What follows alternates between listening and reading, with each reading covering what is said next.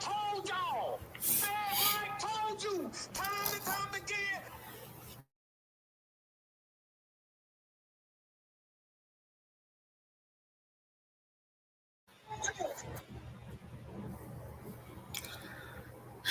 Yo, what's happening? What's going on, people? Good morning. Um, been an interesting week of comments, questions, where the hell things going. Not much to talk about on the front as far as football outside of the obvious, and that's free agency. There's been quite a few people talking about. I saw a comment and I actually made a short on it, and it was about Lamar Jackson, his offensive coordinator. The clan. I hope I'm saying his name right. The clan Doyle, and this dude decides that he was going to tell the world that Lamar Jackson still has an upside, a huge upside. He can get better than what he's saying, and it's funny to me. What's up, Ski? It's funny to me because from what I've heard from Lamar Jackson fans, is that he's already the best quarterback in the NFL. Lamar Jackson is already the best quarterback in the NFL, from what I've been told. From the stories that I've been told by a lot of their fans, and I'm sure Sam could corroborate this story. But they've said he's that guy. He's the best quarterback in the NFL. And his coach seems to think that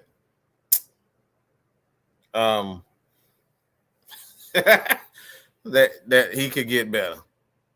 And I thought it was funny. But I thought it was funny from the fact that how can he get better? He still has a lot to learn. Like, if he hasn't learned how to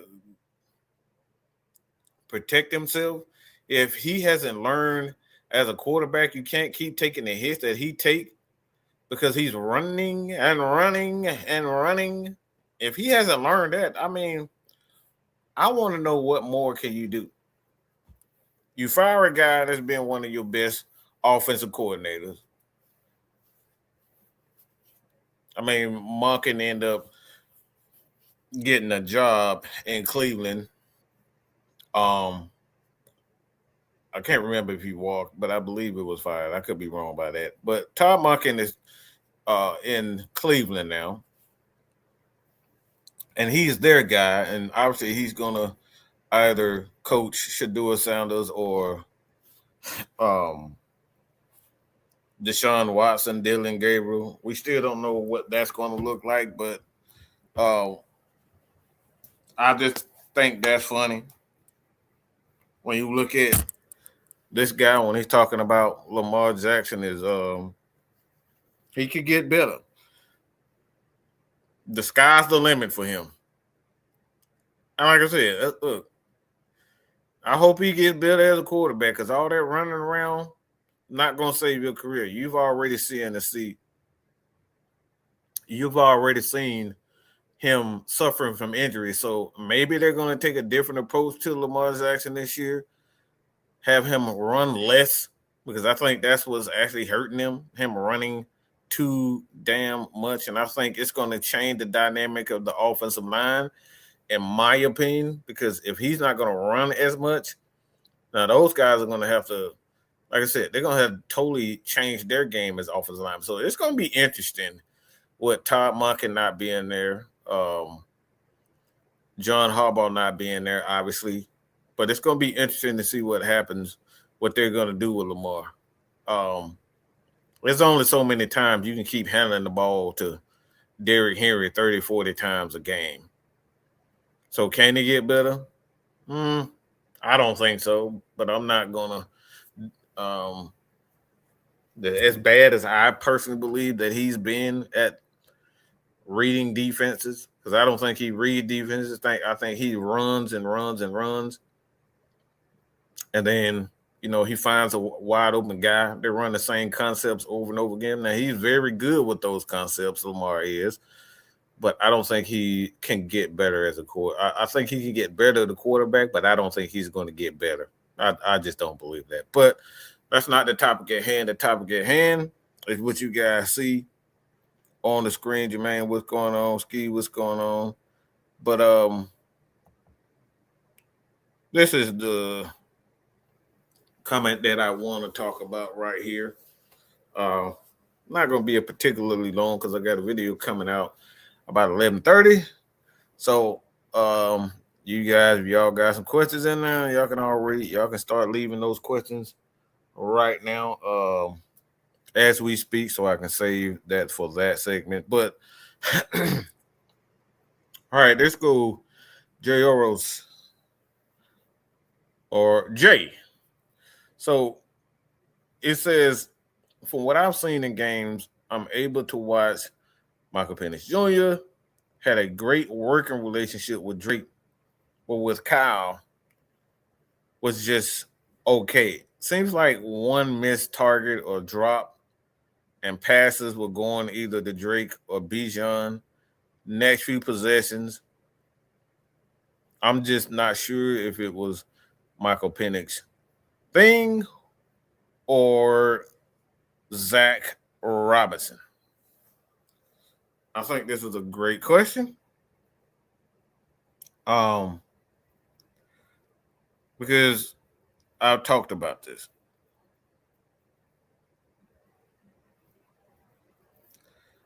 I talked about this quite a few.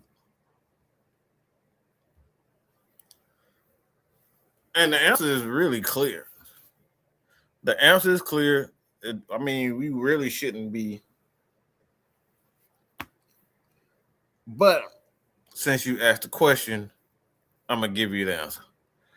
All right, so it said I've seen games where Michael Penix Jr. had great working relationship with Drake, but okay with Kyle. Well, I don't necessarily think it was okay.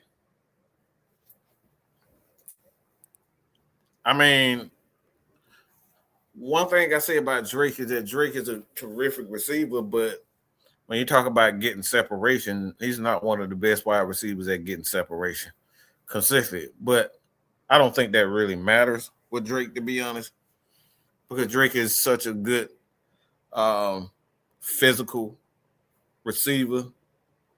I think he's a physical receiver, and he's going to make sure, he's going to play his ass off. He's going to be physical. He's going to block. He's going to do all these things. I think you look at Drake in that manner. With Kyle Pitts, it's a strange dynamic with those two because you got both of those guys that are big, physical, and whatnot, and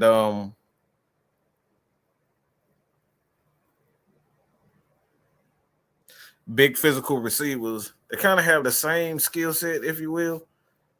Big physical receivers can block, use their body well. I think that's the thing with Drake and Kyle. I don't think it's a matter of whether or not these guys have, because I don't see it that way at all when it comes to Drake. But the thing that stood out to me about this question is I'm not sure if it was an Michael Penix Jr. thing, or was Zac Robinson just not scheming anything for Kyle Pitts? You answer your question, bro. You really just answer your question. You answer your own question.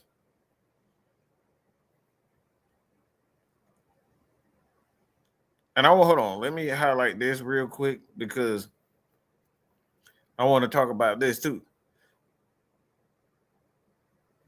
It was he said one missed target or drop passes, and then one target or drop and passes were going to Drake London. That's problematic right there. That tells you everything right there. For one, if you're looking at if you see that, if that's something that's come out, it's two things. It's two things when you see that. Why is the quarterback getting rid of the ball so quickly out of his hands if he doesn't have confidence in these guys? So it's clear that the quarterback has a confidence issue if that's happening. If Michael Penix, if Kyle Pitts either drop one pass or someone drops a pass, why is Michael Penix getting the ball to Drake and to Bijan? Because Bijan had what? Look at his numbers. 88 catches for Kyle Pitts on the season. Like, I don't think it was a matter of them guys not having confidence in Kyle and Michael Penix. I think it was a schematic issue. Because if you go back and look at what these guys were running early in the season,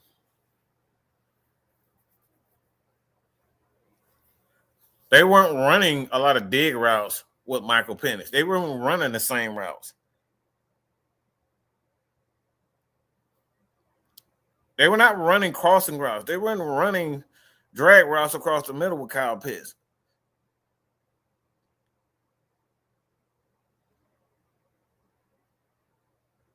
I think it's a number. It's a couple of things too, not just a schematic issue. Teams were really just lining up to take Kyle Pitts away. They were lining up to take away Drake. So when you have that issue where teams are lining up to take away two guys and you don't have an answer to, and then your running back becomes your number one receiving target, that's a problem in itself. Especially when you got a Darnell Mooney on the game. Darnell Mooney had 32 receptions in 17 games, y'all. In 15 games. He had 17 games that we had this year. He played 15 and he had 32. 32, y'all. Receptions. In the entire career. These are the things that you got to really pay attention to.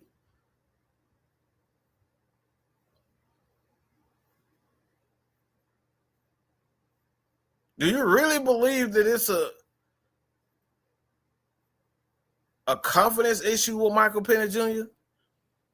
Or is it a schematic issue?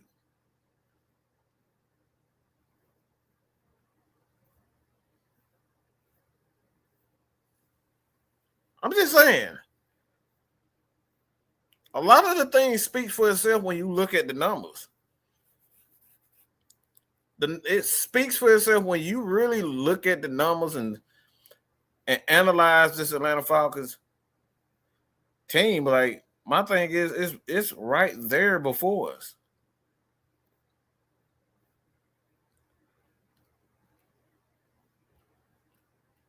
Let me pull up these numbers so I can read you guys these numbers to kind of give you an idea why I'm saying this. Because it's really right there in our face what the issue is. That's why we always have a saying over here: the facts, the stats, and the truth. Because the facts and the stats will tell you everything. The numbers will tell you everything. Because it's right there in your face. Okay, so we're gonna pull up 2025. The numbers and I just want to show you the receiving numbers. I want to show you guys the receiving numbers because it tells you everything when you look at these receiving numbers. What the issue is. Okay? So these are our top receivers. For the Atlanta Falcons, you got Kyle Pitts with 88 receptions on the season. So you go back to your question was, I'm not sure if it was a Michael Penix issue or it was a Kirk Cousins issue.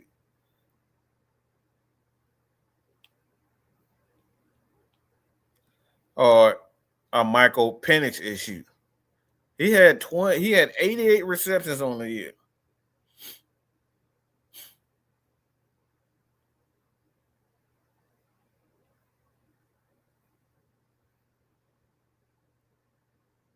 He had 1,700 yards passing Kirk Cousins did. Michael Penix had 1,900 yards. But the receptions, 88 receptions for Kyle Pitts. The next guy was that is 79 receptions from our running back. Now, granted, why is this significant? Okay, the numbers tell you everything. This is why you got to analyze the numbers and then look at the questions that people ask. Okay? This is why we say the fastest stats and the truth, because it's right there in your face.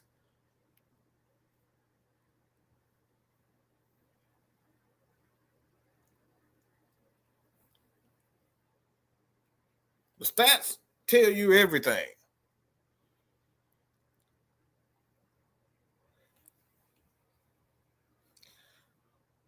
Michael Penix would never play an entire season. He was a very bad choice. Okay, look, I don't give a fuck about you and your feelings, Mr. Mark Jones.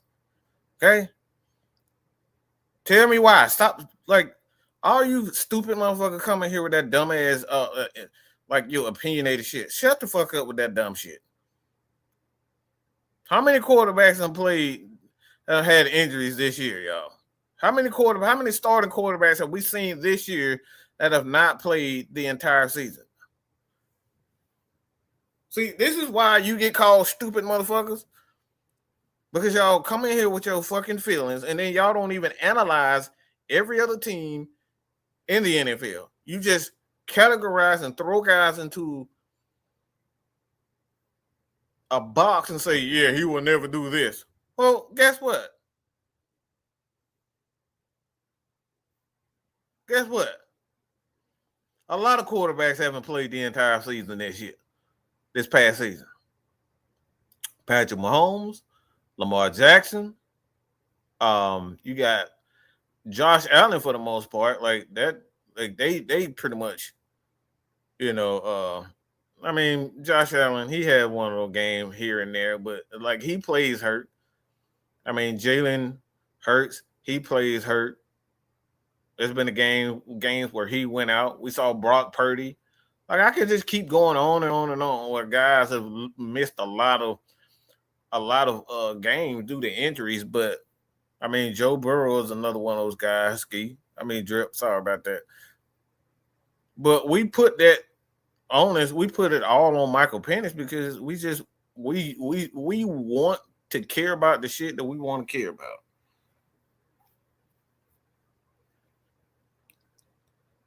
But when you talk about the numbers, like when your number 2 receiving guy, like these are the total year numbers, okay?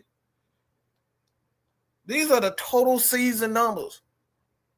So Michael Penix didn't play most of the year, y'all.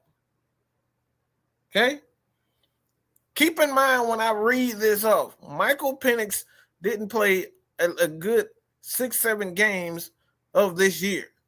So when I read these numbers, understand what I'm saying right now. Michael Penix only played 9 games of the season. Kirk Cousins played 8. Okay? Keep that in consideration. So when we look at the receptions and Kyle Pitts with 88 receptions, you want to divide that and say half and half. Well, that's 40 catches. So that's not a major difference in numbers in regards to Kyle Pitts. I mean, Kyle Pitts with Michael Penix and Kyle Pitts was with Kirk Cousins. That's not a huge gap. So when you ask these questions, or I can't figure out what the issue is it Michael Penix or is it Kyle Pitts?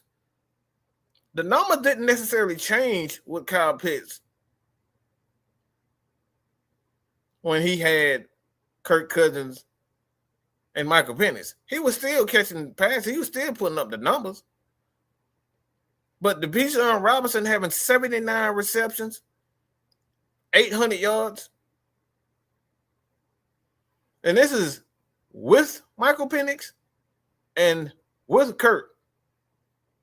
Okay? With Kurt, with Michael Penix. Drake London had his issues with a knee injury. I think he had a back injury. And then you look at everything else.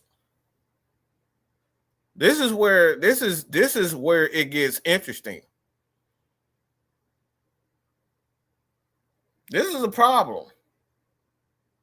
This is where I say selective criticism is real. Darnell Mooney had 32 receptions.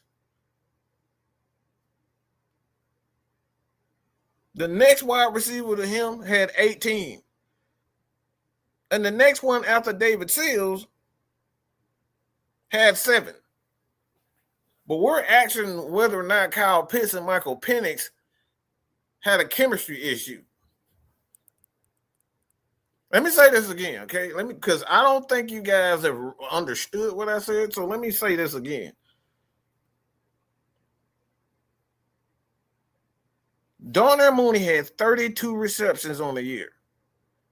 The next one to him had 18, and that was David Seals.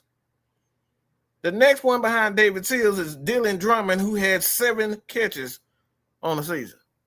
And we're asking if Michael Penix and Kyle Pitts had a communication issue or a chemistry issue.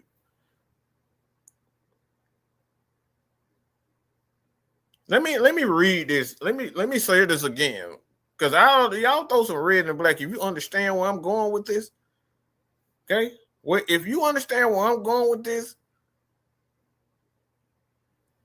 okay? Darnell Mooney, outside of Drake London, was the high receptions guy at wide receiver. He had 32 receptions on the year. David Seals was next with 18.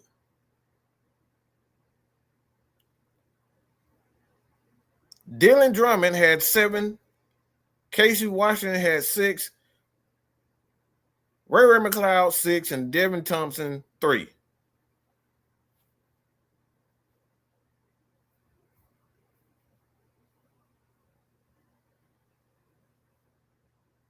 And we're asking, I don't know if Kyle Pitts and Michael Penix Jr. had a communication issue. I don't know what the issue, if it was a schematic issue. It's quite clear. The numbers tell you everything. It's right there in your face. And you guys wonder why I'm saying guys like David Seals. You got David Seals. We talking about David Seals, yo. We're literally talking about David Seals. And we're wondering that if Michael Penix is a problem. We're wondering if Kyle Pitts is a problem. We're wondering if Michael Penix is a problem. We're wondering if Michael Penix and Kyle Pitts have a problem when we look at these numbers.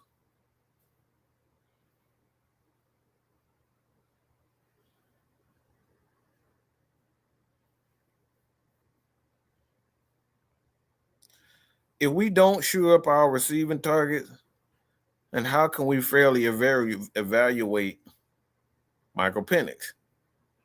That's the thing. It's like we got to be real about a lot of these things. And like I said, a lot of these people, they decide, okay? Let me compare this. All right. So y'all can I'm gonna go to the Saints. Get the Saints numbers. Chris Olave had 100 receptions on the year. Okay. Chris Olave had 100 receptions on it. You know who was next behind him in receptions? Does anybody know behind Chris Olave who was next behind him with receptions?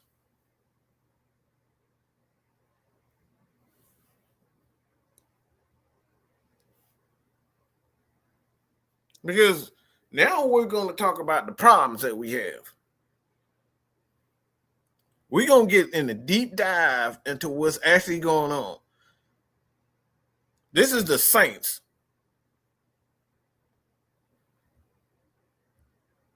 See, this is why I say, this is why I call y'all stupid, because y'all don't really do research. Y'all start blurting out shit and saying Michael Penix Jr. is a problem, when the problem is a whole lot deeper than what it is. So the Saints' next receiver was Juwan Johnson with 77 receptions. Not a running back. Okay, let me say it again. Juwan Johnson is not a running back. The next receiver after Chris Olave with 100 receptions is Juwan Johnson, a wide receiver, with 77. Anybody know who's after him? Does anybody know who's after Juwan Johnson? Because it's interesting that this is interesting too.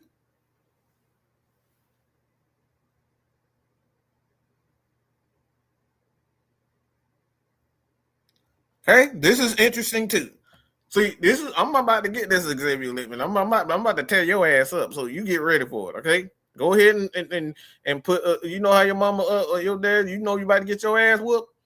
You go put on about 3-4 pairs of shorts so you won't feel it. You about to get your ass whooped. Cause I'm about to smoke your ass with this. So you get ready for it. Rashid Shaheed had 44 receptions. You see where I'm going with this, y'all? So they got three receivers that put up better numbers with a young quarterback at the helm, and we're wondering if it's a Michael Penix and Kyle Pitts communication issue. They got 3 wide receivers that are the top 3 reception guys. Our number 1 receiver in Drake London, 68 catches, but the next one damn near didn't have half of that. And we wondering if it's a Michael Penix Jr. issue or a Kyle Pitts issue. It's right in your face. They got 3 wide receivers that got more receptions than our number 2, 3, 4, 5, 6 combined.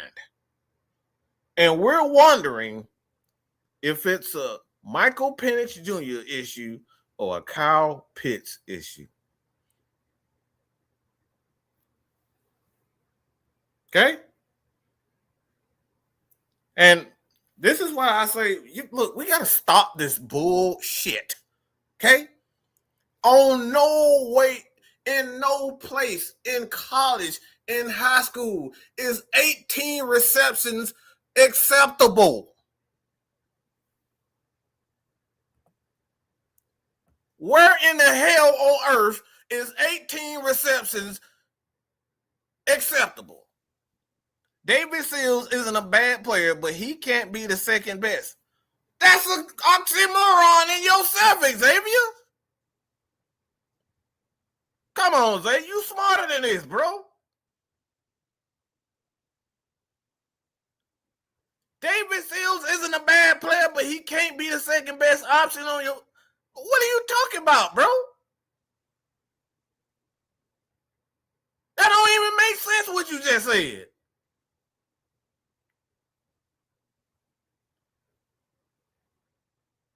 The problem is he sucks. The end.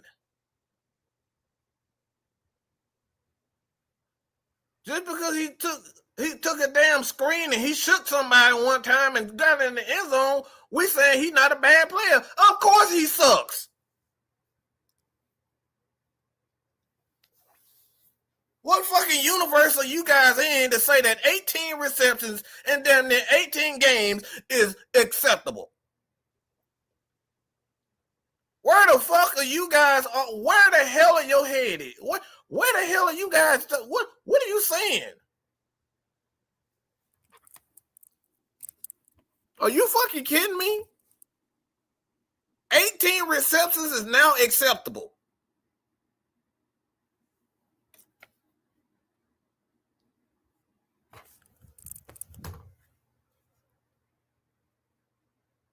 We gotta stop. We have to stop accepting piss poor, shitty ass performances as okay, because that shit ain't okay nowhere.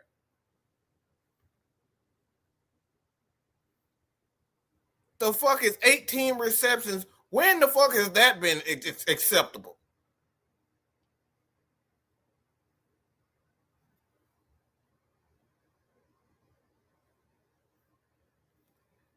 No. You can't. That's not what you saying. That's not what you saying, pimp. That's not what you saying. He definitely should be. He shouldn't be on the damn field.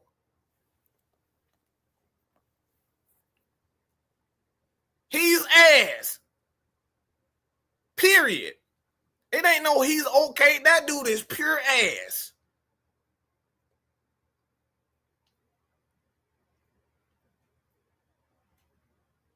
That motherfucker should not be on anybody's team, okay?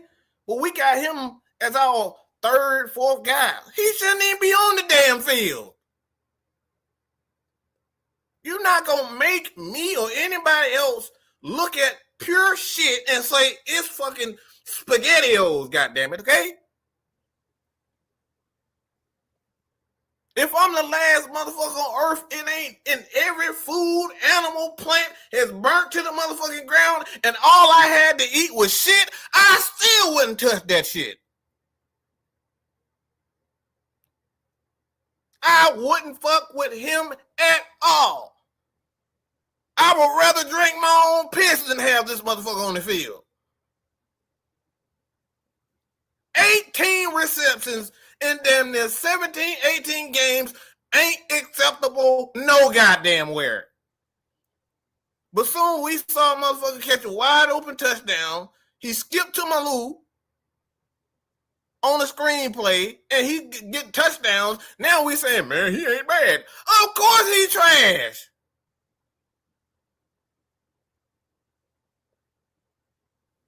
Listen to yourselves. Y'all gotta listen to yourself. We're accepting doo-doo. That dude is doo-doo.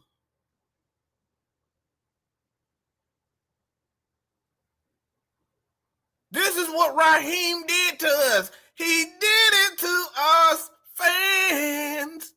Raheem did it to us. He made us accept bullshit. Big honking bullshit. Ain't nowhere in the NFL that you gonna say that 18 receptions is acceptable.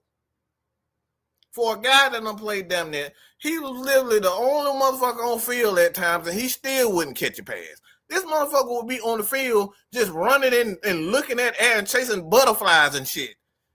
And we as fans talk about, man, he ain't bad, man. Of course he is. The motherfucker chasing flies.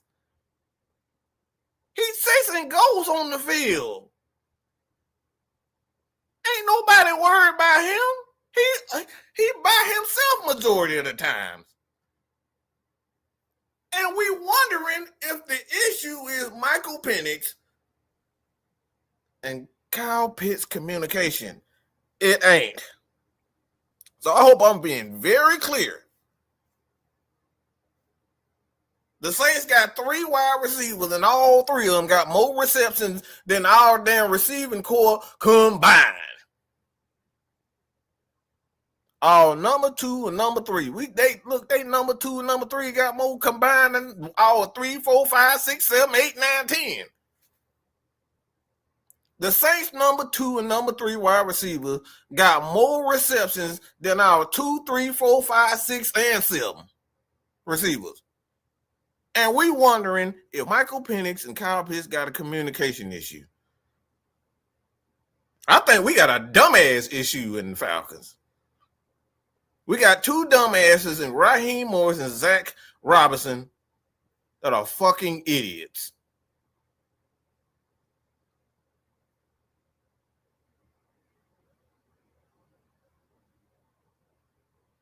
These guys are complete morons. Okay? They got real wide receivers on their roster. They got real talent on their roster. But we up here signing motherfuckers who can bake cakes and shit and play to be our wide receiver 3, 4, and 5. These motherfuckers should be on the goddamn. They should be doing what damn JT O'Sullivan doing. They need to have a YouTube channel talking about scheme. These motherfuckers don't need to be on no damn football field. They need to be on the bench talking to me, you, and everybody else and say, man, I remember when I used to play with Tom Brady. That's what that motherfucker need to be doing. He don't need to be on the same field as Michael Penix at all.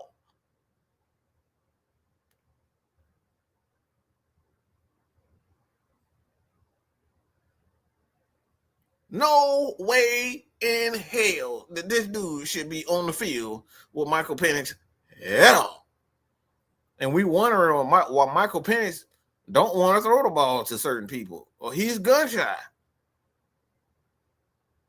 He got shit all over his arms and legs. He playing that pure shit. These guys are garbage, y'all. Okay? These guys are dumbasses. Raheem Morris and Zac Robinson are dumb asses. And the only reason why they tried to make it look like any good is because they started using play action and they allowed Kirk Cousins to run the play that he wanted to run. These guys are damn idiots. It's not a Michael Penix or a Kyle Pitts issue. It's Terry Fontenot too. Like he's not exempt out of this shit too because he tried to sell us this shit. Bitch, you're not gonna sell me no damn David Seals and no Devin Tompkins and no Dylan Drummond, okay? Fuck out of here. Fuck out of here, okay? That's why his ass got fired. You tried to sell us some Dylan Drummond and some the David Seals. You wonder why that motherfucker got fired? The Falcons, Xavier, yes, I do personally believe that they're going to upgrade the wide receiver core without a doubt. But it's not just even the wide receiver core for the Falcons. Like, the tight end numbers for the Falcons look even worse than the wide receiver shit. And I'm mad as hell. I really am mad, y'all. If y'all hear me, like, I really am. I hate bad. One thing about me is I hate bad coaching. I hate bad coaching and the lack of development and common fucking sense. If you gonna try to sell me some bullshit, at least let that motherfucker be 20 years old and say, look, something. Okay? Let me tell you, look how wild, look. The receptions, the tight end receptions is so damn bad, okay? Guess how many receptions we got for our tight ends? Anybody want to take a guess how many receptions that we got for our tight ends?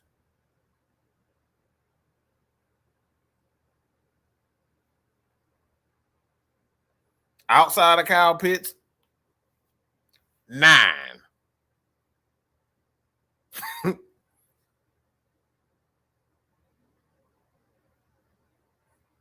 Yep. Yes, sir. I think the only one that got one, I mean, Jake Matthews lined up at tight end, but there was a target for him. He had 9 receptions, bro. 9 receptions out of a tight end group.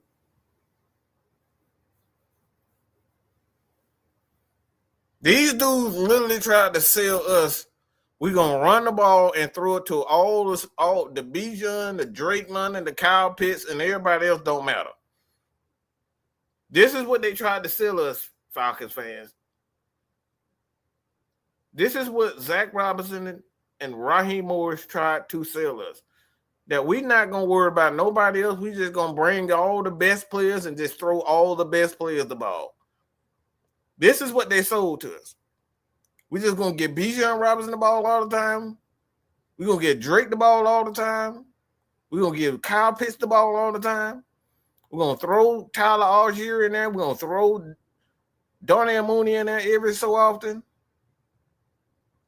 And that's how we're gonna win games. They really sold us. They really tried to sell us this crap. 9 receptions outside of Kyle Pitts.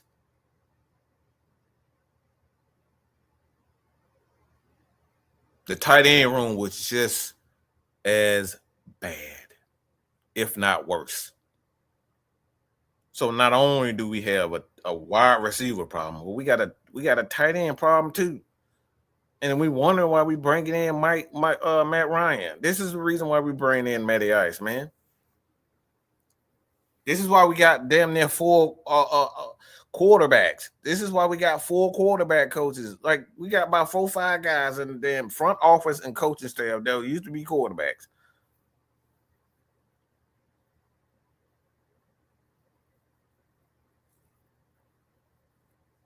Mm-hmm. So all of this is in our face, yo.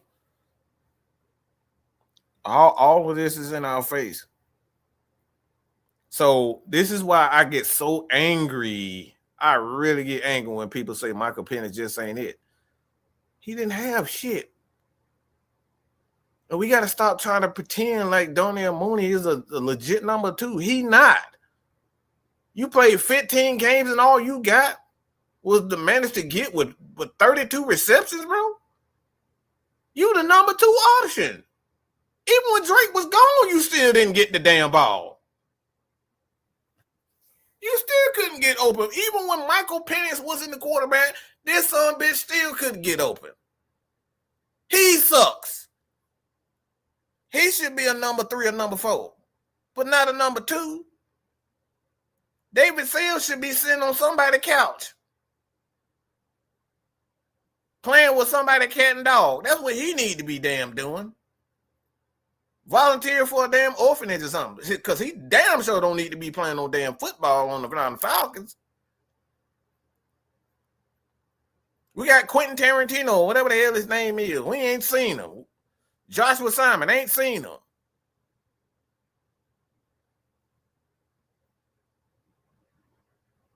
Chris Blair, ain't seen him. Nick Nash, ain't seen him. We got all these guys.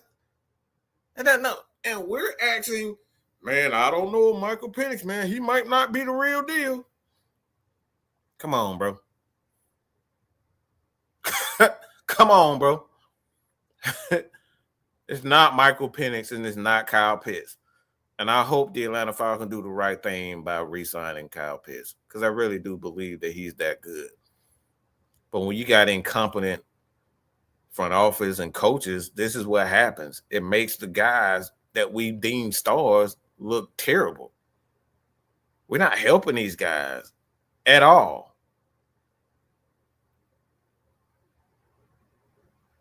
Like, these motherfuckers is literally out here just catching, like you said, just cashing checks for no fucking reason.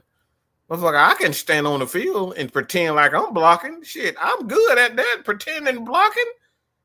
Shit, I can do that. Shit, you can bring Roddy White back to do that bullshit that David Sills did. He can do that shit. You should just bring in the offensive lineman because the entire... Well, don't be surprised that the Atlanta Falcons bring in guys of their own. So, absolutely. The Atlanta Falcons offensive line, I don't think there's a need for a change, but when you got offensive linemen, coaches, Callahan, Kevin Stefanski, and all these guys, they may want their guys. So I would not be shocked if that happened. So change is inevitable.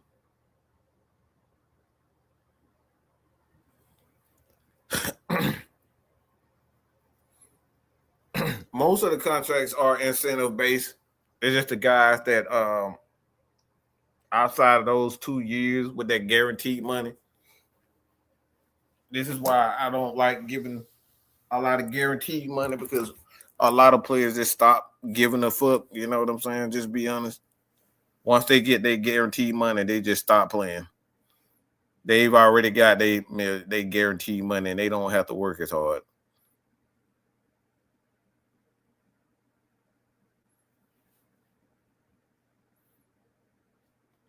And I think there should be some sort of an injury-based, guaranteed-based contract.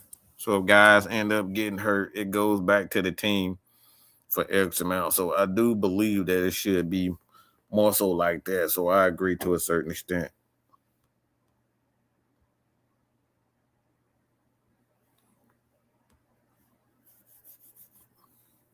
Nick Nash signed to a futures contract with the Commanders. I mean, we never got to see any of our young players offensively. None of them. Zero. We didn't see any of them. Okay? None. Nada. Just think about that. We didn't see anything outside of Bijan and Tyler.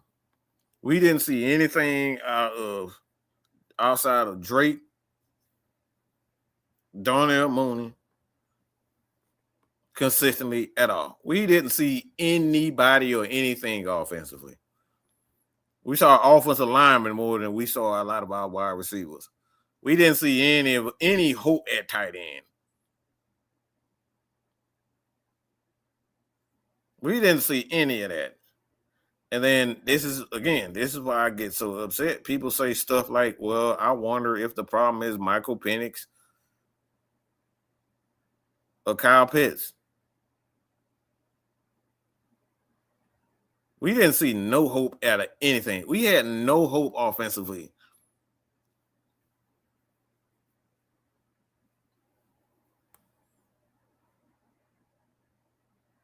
Like Devin Tompkins, all he was doing was running down the field fast and running fake end arounds and getting his ass smoked in the backfield. Like he was fast for no damn reason. Dylan Drummond, that motherfucker was out there practicing. He was practicing just like goddamn David Seals was. They were just out there running and ain't getting open.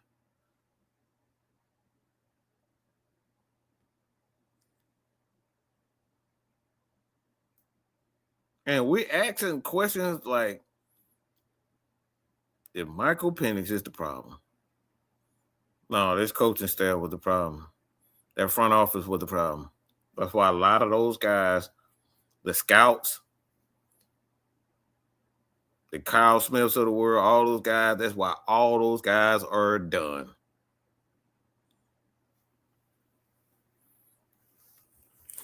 Why are you surprised David Seals got a touchdown? Wasn't nobody guarding him. Nobody cared about him. He was wide open when he scored the touchdown. Wasn't nobody even 5 yards. And when that dude caught the touchdown, wasn't nobody within 5 yards of him. He wide open because nobody cared. It ain't because he was good or he was good at getting open. Nobody cared. Nobody covered him.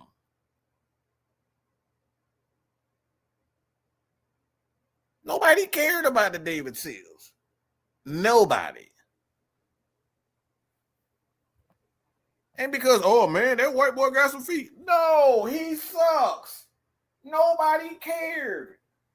Ain't nobody thinking about no damn David Seals when they look at the field with Drake, Kyle, and Bijan and Tyler Howard on the field. Ain't nobody thinking about no damn David Seals.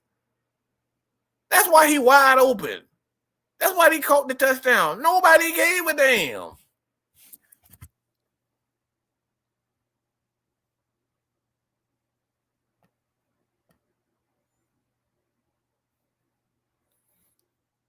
Defensive stars taking away Drake and KP, and none of the wide receivers stepped up. Casey Washington, Seals, Mooney were dropping everything and running lazy routes. That's it, Jamal. That's exactly it. These dudes suck, bro.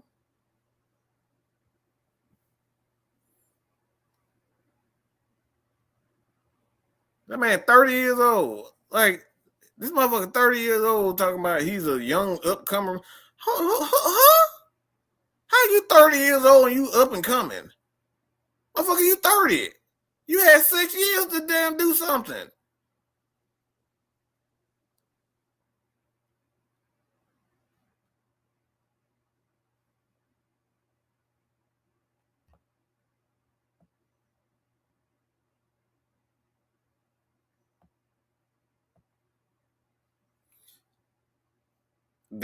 He suggested David Seals be on the active roster.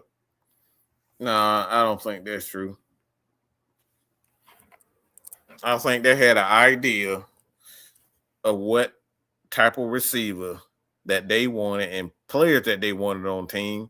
So if you didn't fit or do what they wanted them to do, you wasn't gonna play. Period.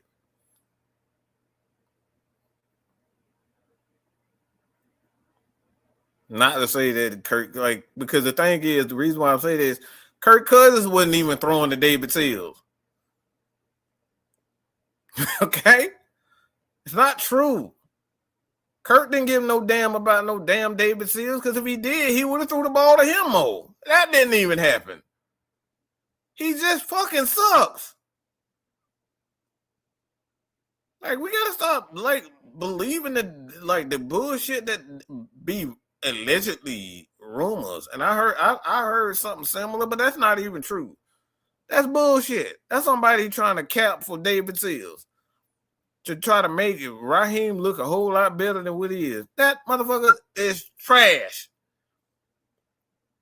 If Kirk Cousins believed in David Seals that much, he would have been throwing to him. Motherfucker, he didn't even want to throw to David Seals.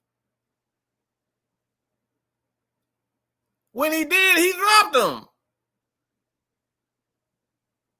T-Lord, what's happening? When he threw it to David Seals dropped it. Kirk Cousins didn't even want to throw to him, y'all.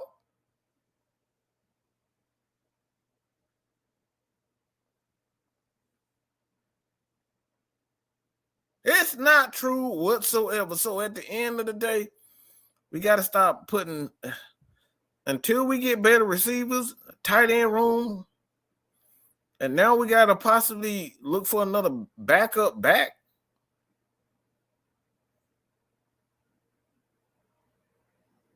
We got to possibly look for another backup back, and Tyler Algier might be gone.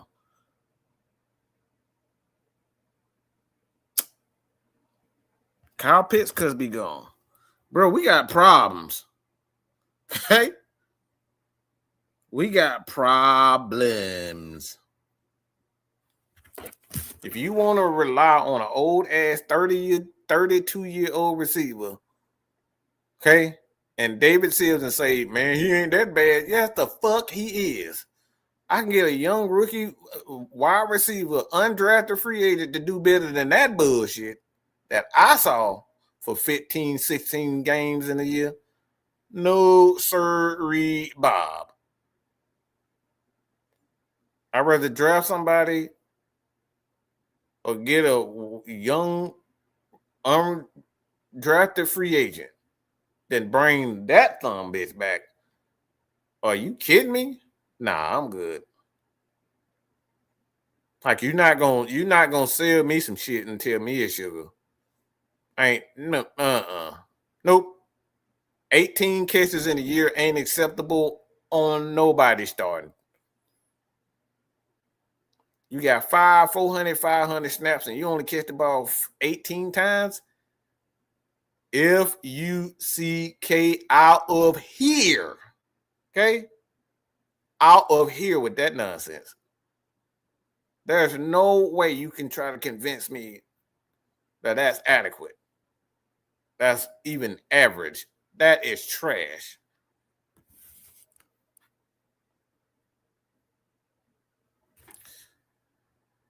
Do you think Raheem will ever be a head coach in the NFL again? Yeah, because he can suck some mean C-O-C-K, of course.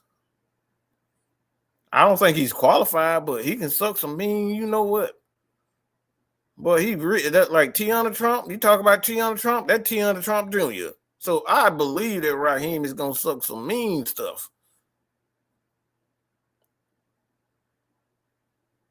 Look how fast that dude got a job after. Like, come on.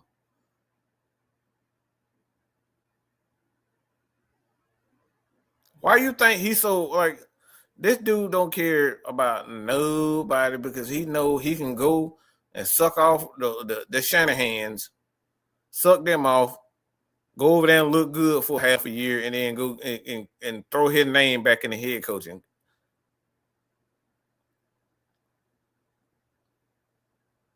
I don't think I don't think it'll be anytime soon, but no.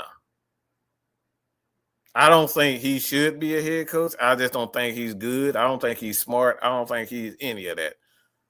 This dude done had 2 chances to be a head coach. I think at this point he just should just look, bro. You're a coordinator. That's what you are. You're assistant head coach. That's what you are. But a head coach, nah.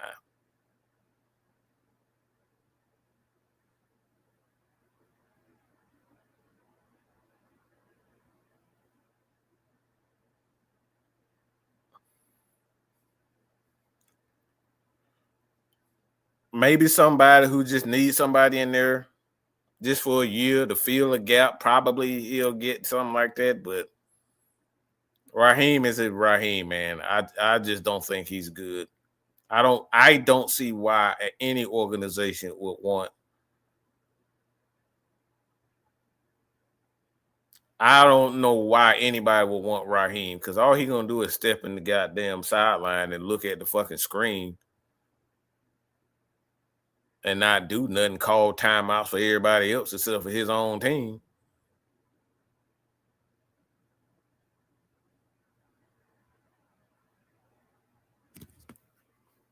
My bad.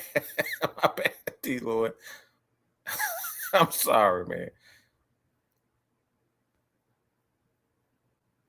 Like this dude ain't good. He good at everything except for football.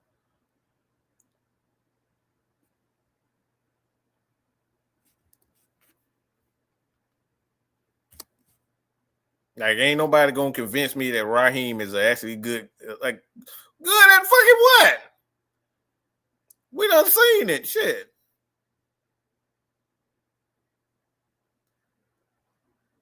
We done already seen what this dude is at this point. And we just gotta be honest with ourselves. Like I said, man. Look, it may seem harsh to certain people when I say this, but we gotta stop accepting the David Seals and the Raheem Morrises and guys that just not good. These guys ain't good, bro.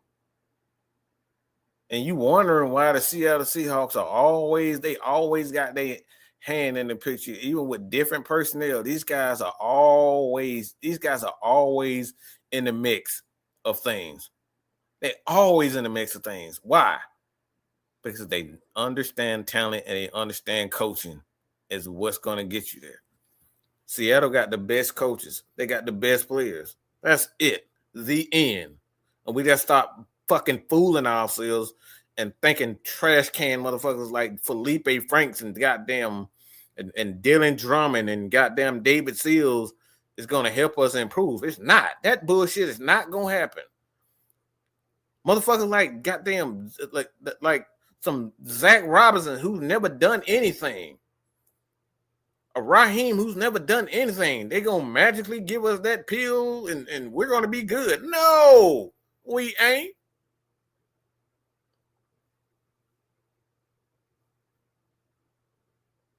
Look at this shit. Look at this. Look at this, Corey. Like, bro, that's what I'm talking about. We went from one quarterback away from damn near rebuilding. They damn near rebuild the whole coaching staff. From the looks of it, I mean, we could quite possibly, depending on how things unfold this year, we could be right back trying to rebuild our receiving core and the tight end core.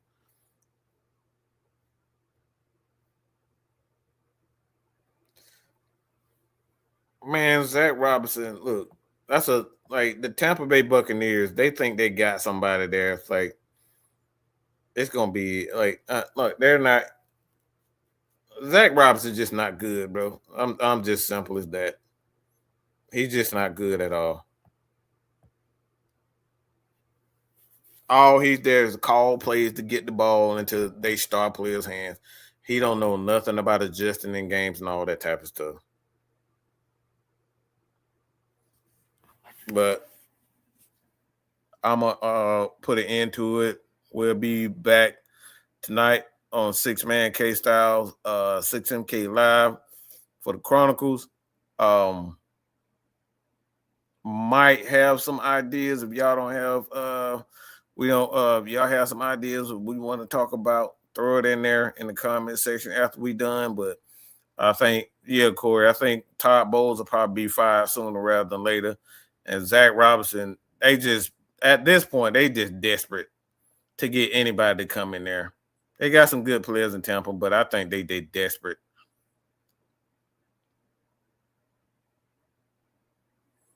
But I don't think I don't think Zac Robinson is good. And that right there is the bottom line because Mad Mike says so. Hit that subscribe button. Continue to support your boy here on Mad Mike Sports, 6MK Live, the Unholy Alliance. We are out of here. Hope you guys have a good morning.